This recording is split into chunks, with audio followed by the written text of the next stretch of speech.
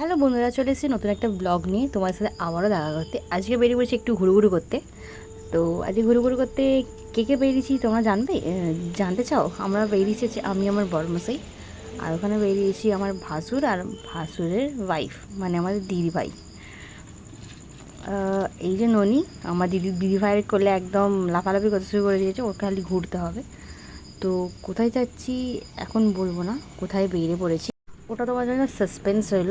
তবে এখন দেখো, ননি এখন সিটের মাথায় বসে, মেলে উঠে পড়েছি আমরা, সিটের মাথায় বসে এখন খেলা করছে। অ্যান্ড ওকে কী করবো, মেঝেতে ঘোরাচ্ছি, ও ঘুরছে না আর কাঁদছে, ওই জন্য ওকে তুলে দিয়েছে, ওখানে বসে বসে এখন খেলা করছে।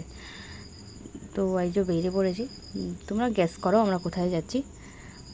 তোমরা এই জায়গাটা চেনো? এই জায়গাটা এতটাই ভালো লাগে আমার। আর আমি এটা এখানে 3বার 4 থেকে 5বার যাওয়া হচ্ছে আমার এটা। তো ওই জন্য আমার এই জায়গাটা খুবই ভালো লাগে। চলো, আমরা আমাদের গন্তব্যস্থলে এসে গেছি, স্টেশনে নেমে পড়েছি ট্রেন মেল থেকে। একজন উনি এখানে গাড়িতে বসে পড়েছে, কে কত কোলে নিয়ে হাঁটবে, তো ওই জন্য ওই গাড়িতে বসে দিয়েছে। আর ও খুব মজাতে বসেও আছে, এনজয় করছে। তো এই দেখো যাচ্ছি। ছোটোবেলা আমাদের যদি এরকম কোনো গাড়ি থাকতো, আমাদের বাবা মা হয়তো এভাবেই ঠেলে নিয়ে যেত। যত দিন উন্নত হয়েছে তত ট্রলি ব্যাগে উন্নত হয়েছে, তত বাচ্চারা অ্যাডভান্স হয়ে যাচ্ছে। দেখো সবাই ওকেই ঘুরে ঘুরে দেখছিলো, বাবা বাচ্চাটা কি চেপে যাচ্ছে, দেখো কী করে কী সুন্দর বসে যাচ্ছে, দেখো কাঁদে নেই, ভয় পায়নি, এরকম ব্যাপার। তো অনেক কমপ্লিমেন্টই পাচ্ছিলো। না না, ঝটপট করে কমপ্লেন করে ফেলো যে আমরা কোথায় এসেছি, যদি গেস করতে পারো। তো চলো, তোমরা এবার বুঝতে পারছি আমরা কোথায় এসেছি। আমরা এসেছিলাম দীঘা। তো অনেকদিন পর এলাম, যেহেতু আমি প্রেগনেন্ট ছিলাম, প্রেগনেন্সি কাটিয়ে আমি এই এতদিন পর কোথাও ঘুরতে পেরেছি। এখানে একটা নতুনত্ব কিছু এটা করেছে, আর এখানে সেই নতুন যে টেম্পল তৈরি হচ্ছে আমাদের পুরীর জগন্নাথের, ওটাও এখান থেকে দেখা যাচ্ছে, বাট ওটা ক্লিপটা নেওয়া হয়নি। তো আমার দাদাভাইকে খুঁজে পাচ্ছিলাম বলে ওই জন্য দাঁড়িয়েছিলাম, এই দাদাভাইকে পেয়ে গেছি, ওরা এসে গেছে। তো চলো, আমরা রুম খুঁজতে বেরিয়ে পড়েছি। মানে রুমই দেখছিলাম। এখন তো যেহেতু সিজনের সময়, যেহেতু সবাই এখন দীঘায় আসছে, তো ওই জন্য আমরা একটু বেবার এসেছিলাম, যাতে দীঘার রুম ভাড়াটা একটু কম পায়। তো তেমন কিছু রুম হয়নি, 800 থেকে স্টার্ট ছিল, 800 900 এরকমই রুম দেখেছিলাম। তো অনেক অনেক জায়গায় 900 1000 এরকম রুম বলছিল, তো আমরা 800 টাকা এই রুমটা পেয়েছিলাম। রুমটা খারাপ নয়, ওদের রুমটা দেখিয়ে দিয়েছি। আমরা ছিলাম নিউ বাই ভিউ গেস্ট হাউসে। তো রুমটা ভালো, খারাপ না। এখানে ননি পাপা নামছে, আমরা একটু সমুদ্র ধারে ঘুরতে বেরিয়ে পড়েছি। তো যেহেতু এসেছি দুপুরবেলার ট্রেনে, সেহেতু আমাদের একদিনটা পুরোটাই লস। তো আমরা রেডি হয়ে বেরিয়ে পড়েছি সমুদ্রের সাথে দেখা করতে। তো দেখতেই পাচ্ছ, আজ ওয়েদারটা ভালোই ছিল, সারাদিন জল হয়নি। তো দুপুর একটু সন্ধ্যাবেলা থেকে হালকা বৃষ্টি হয়েছে। দীঘা এখন এমন একটা প্লেস হয়ে গেছে যে নিউ ম্যারিড কাপল মানে ফার্স্ট মুখে গল্প ওঠে দীঘা। তো দীঘার এই অ্যাম্বিয়েন্সটা যদি মিক্স করা হয়, যে এই যে মাছ ভাজার এই যে স্টলটা দেখালাম, ওইটাই হচ্ছে মেন পয়েন্ট হচ্ছে দীঘার। আমাকে তো দীঘাতে এলে মাছ ভাজা, চিকেন চিকেন শিক কাবাব এইসবগুলো খেতে খুবই ভালো লাগে। তো এখন থেকে চলে যাচ্ছি, রাত্রে ওটা ডিনারে খাওয়া দাওয়া হবে। তো এখন দেখি আর কি সমুদ্রের সাথে দেখা করে আসি। তো ওই জন্য বেরিয়ে পড়েছি। এখানে ননি পাপার কোলে চেপে এখন ঘুরতে বেরিয়ে পড়েছে। এখানে আমরাও আছি, আর দাদা ভাই আর দিদিও আছে এখানে। সবাই মিলে ঘুরতে বেরিয়ে পড়েছি। ওরা যেহেতু নিউলি ম্যারিড কাপল, তো ওদেরকে বলেছি তোমরা তোমাদের টাইম স্পেন্ড করো, কারণ আমাদের তো বেবি আছে, বুঝতে পারছো, বেবি সিটিং বেশি করতে হবে, টাইম স্পেন্ড কম। তো ওরও ফার্স্ট টাইম এসেছে, যেহেতু আমাদের এখনকার জেনারেশনে সব কিছুই ক্যামেরাবন্দি করা হয়।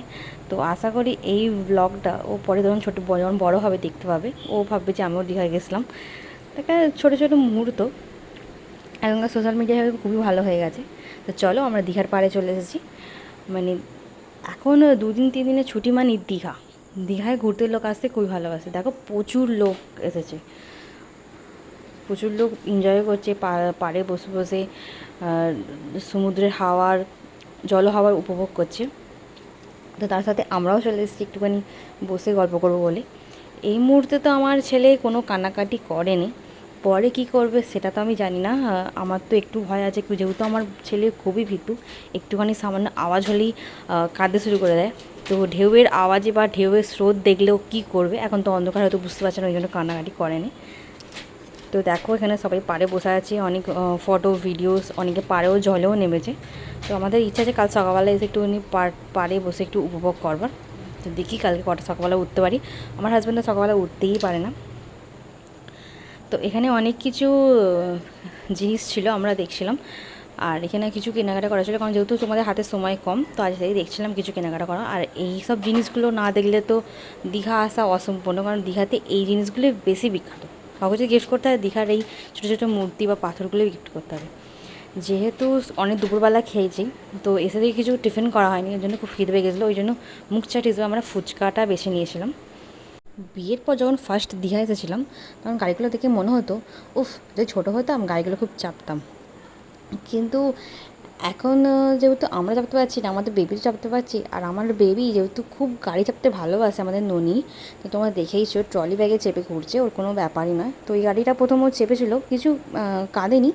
ও প্রথম বুঝতে চান জিনিসটা কী করবো, আমাকে তো শুধু গাড়ি চাপাচ্ছে, ও ভাবছে খালি গাড়ি, মানে আমার গাড়িই চাপছে, এরকম একটা ব্যাপার। তো ফার্স্টে যখন বুঝতে তারপরেও স্টিয়ারিং ঘোরাচ্ছিল, ওর বাবা সবাইকে ভিডিও কলে দেখাচ্ছিলো যে গাড়ি চালাচ্ছে, আমার মা বাবা, তারপরে আরও সব অন্যান্য লোকেদের, ওদের বন্ধুদেরকে সব দেখাচ্ছিলো। ফার্স্ট ও বুঝতে পারছিল না যে কীভাবে গাড়িটা চালাতে হবে। তো তারপরে ও স্টিয়ারিং ঘোরাচ্ছে, দেখছে, চিল্লাচ্ছে। সামনে তোমাদের একটা ক্লিপ দেবো, তোমরা নিশ্চয়ই সেটা শুনতে পাবে যে কতটাও আনন্দ পাচ্ছে। দেখো হাততালি দিচ্ছে, তোমাদের জন্য এই ভয়েসটা দিলাম যে ও আনন্দ করছে। খালি কীভাবে চেঁচাচ্ছে দেখুন এটা ভিডিও করার জন্য। তো চলুন দেখা হচ্ছে নেক্সট দীঘা ডে 2 ভিডিও নিয়ে। আজকেও গাড়ি চাপবো, ওর লাস্ট রাউন্ড চলছে। আমরাও খুব টায়ার্ড, সারাদিনে একটা জার্নির মধ্যে ছিলাম। তো সুস্থ থাকবেন, ভালো থাকবেন, দেখা হচ্ছে নেক্সট ব্লগে। টাটা।